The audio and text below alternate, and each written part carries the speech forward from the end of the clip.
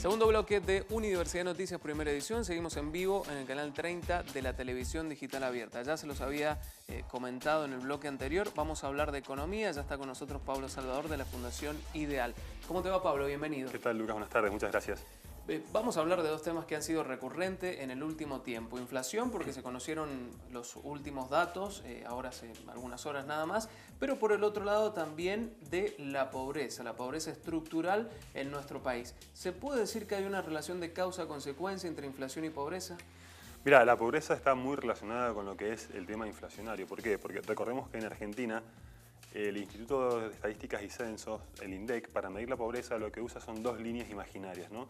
La línea de indigencia y la línea de pobreza. Estas dos líneas se mueven en función de la inflación, es decir, si de un mes a otro hay inflación, tenemos que esas dos líneas suben y por lo tanto cada vez más gente cae debajo de esas líneas. Ahora, cuando hablamos de pobreza estructural, estamos hablando de pobreza de fondo, de un problema que lleva años en nuestro país, que no se soluciona solamente o simplemente bajando la inflación. Claro, la inflación es un punto más, La ¿no? inflación Dentro. es un aspecto que te hace subir o bajar la pobreza de un mes a otro, digamos, pequeños movimientos, ¿no? Pero la pobreza estructural es aquella que tenemos ya con problemas más serios, es decir, para combatir esa pobreza hay que tomar medidas más grandes, más severas. Y una de estas medidas es crecer. El país y la provincia, en este caso, tienen que crecer y durante varios años seguidos para poder generar empleo. Porque de esa forma se saca a la gente de la pobreza, ¿no? Bien, ya vamos a abordar un poquito más este tema porque bueno, la UCA dijo que no cesa la pobreza estructural en la Argentina, ¿no? Pero vamos a los datos que tienen que ver con la inflación, los últimos datos que se conocieron. Bien, el IPC, digamos, de mayo con respecto al mes anterior de abril fue de un 1,6%, es decir, baja a casi la mitad de lo que fue la inflación el mes anterior. Recordemos que el mes anterior había sido un 3,2%, este mes tenemos un 1,6%. Básicamente la diferencia es porque en este mes, en el mes de mayo que acaba de finalizar, no tuvimos aumentos tarifarios. Sí se produjeron otros aumentos, como por ejemplo en el esparcimiento. Recordemos que el IPC es una canasta que se conforma de varios bienes y servicios, y esos bienes y servicios están agrupados en capítulos o rubros, 9 capítulos, ¿no? Y el tema de las tarifas y el vivienda es uno de esos componentes que este mes no se alteró.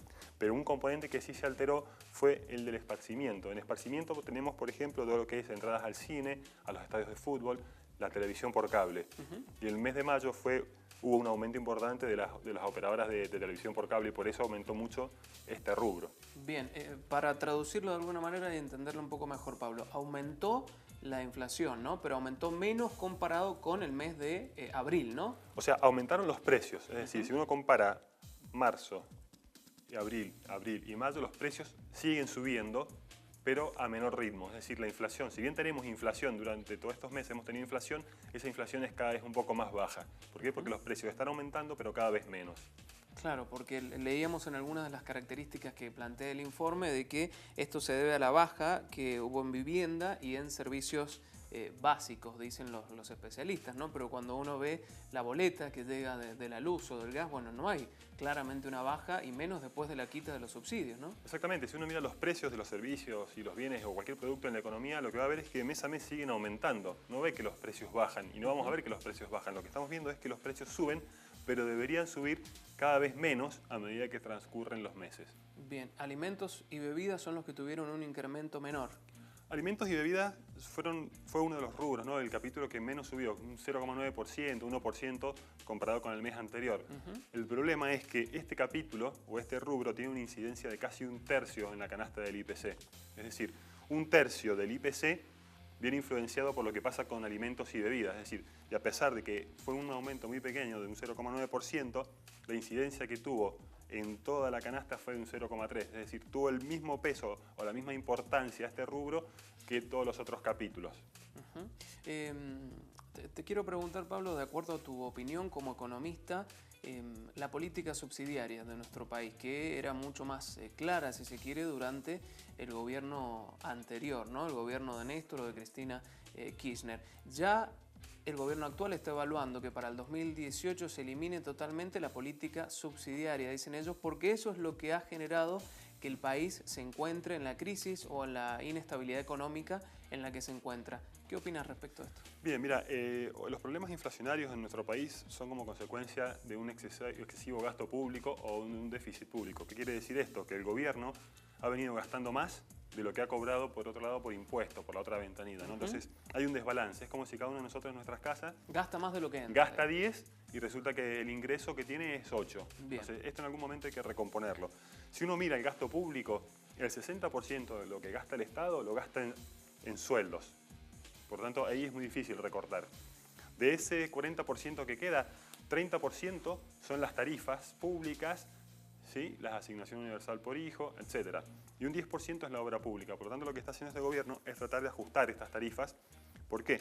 Porque si el gobierno sigue manteniendo el déficit público, tarde o temprano terminamos pagando cada uno de nosotros. ¿Cómo? Con mayor inflación o con endeudamiento externo o con suba de impuestos. Entonces, no ajustar las tarifas implica seguir con este déficit. Y seguir con este déficit implica que el gobierno tenga que recurrir a fondos. ¿Cómo? Como ya mencioné, o imprimiendo, que termina en inflación, que le golpea o le pega a los más desfavorecidos o a aquellos que viven de un salario, una jubilación mínima, o endeudándose con el exterior, que tarde o temprano tendrán que pagarlo, devolverlo nuestros hijos. Bien, es un poco la política que está llevando a cabo el gobierno, ¿no? Tanto nacional como provincial ahora. Exactamente, es tratar de ajustar las tarifas, lo que sí tiene que tratar de hacer un ajuste gradual y no como pasó el año pasado, que por ejemplo se anunció un aumento del gas del 400% y luego tuvo que dar marcha atrás, ¿no? Claro. Es importante ir quitando poco a poco los subsidios, pero siempre sin dejar de contener a los más vulnerables, es decir, tratar de tender las redes para aquellos sectores más desfavorecidos. Recordemos que hoy 1 de cada 4 hogares está en la tarifa social, entonces el gobierno no tiene que dejar de mirar a estos grupos más desfavorecidos. Claro, hablemos justamente de eso, de los grupos más desfavorecidos, porque la UCA también arrojó un informe, dijo que 6 millones de argentinos, entre 6 y 7 millones de argentinos, sufren hambre en Argentina en los últimos años, digo, ¿no? Tiene que haber una relación ahí ecuánime. Sí, esto, digamos, para un país como Argentina, con la cantidad de alimentos que produce Argentina, es inconcebible, ¿no? Que hayan entre 6 u 8 millones de pobres, o pobreza estructural. Pobreza estructural va más allá de lo que es la inflación. La inflación puede hacer mejorar o empeorar la situación de cada uno de nosotros mes a mes. Pero la pobreza estructural son aquellas personas que no les alcanza para comer, que no tienen un empleo digno, no tienen un hogar, no tienen una vivienda digna, no tienen servicios básicos, ¿sí? No acceden a servicios básicos comunes. Si hacemos un poco de historia y uno mira qué ha pasado con la pobreza estructural desde mediados de los 80 hasta el año pasado, la pobreza nunca bajó del 25%. Es decir, en los últimos 30 años hemos tenido en Argentina un piso de pobreza del 25%, es decir, 1 de cada 4 argentinos ha sido pobre en los últimos 30 años, y luego hemos tenido muchos picos. Por ejemplo, en el 89-90 la pobreza saltó al 47% de la población, en la crisis del 2002-2003 la pobreza saltó casi al 54% de la población y el año pasado saltó a casi el 34% de la población. Lo que tenemos que hacer para tratar de solucionar esta pobreza estructural es generar empleo.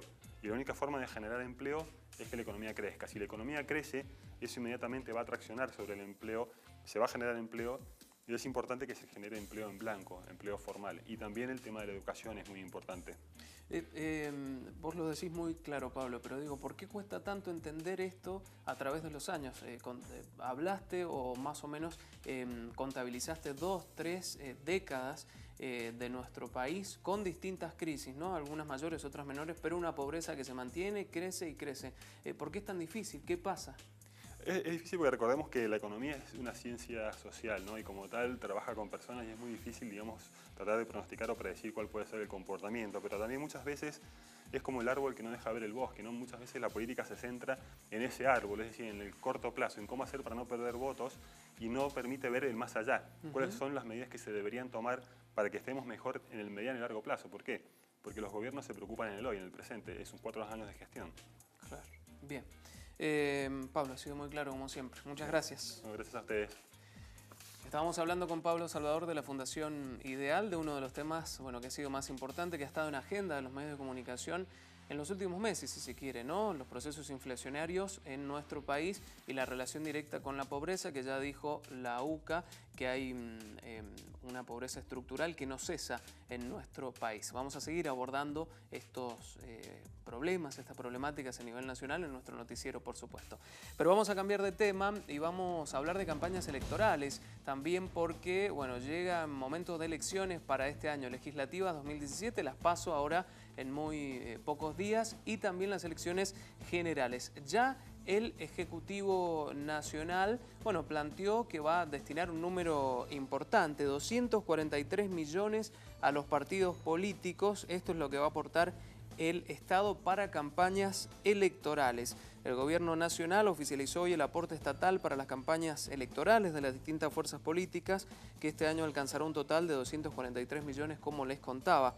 El monto servirá tanto para las elecciones primarias, que son el 13 de agosto, las PASO, como también para las generales, que son el 22 de octubre. Supone un incremento de más del 300% con respecto a los últimos comicios legislativos del 2003, cuando el aporte estatal fue de 72 millones de pesos. En el 2013, bueno, el Estado solamente aportó 72 millones. Hoy, 2017, el Estado está aportando 243 millones de pesos a los partidos políticos para que hagan campaña electoral. En tanto, para la elección general, las fuerzas que compitan en la elección a diputados se van a repartir 108 millones de pesos, mientras que para que lo hagan senadores se van a repartir 54 millones. Esa es la inversión que va a destinar el Estado para campañas electorales. Estamos en vivo en el canal 30 de la televisión digital abierta compartiendo la información. Hay mucho más todavía, lo hacemos en el próximo bloque. Ya venimos.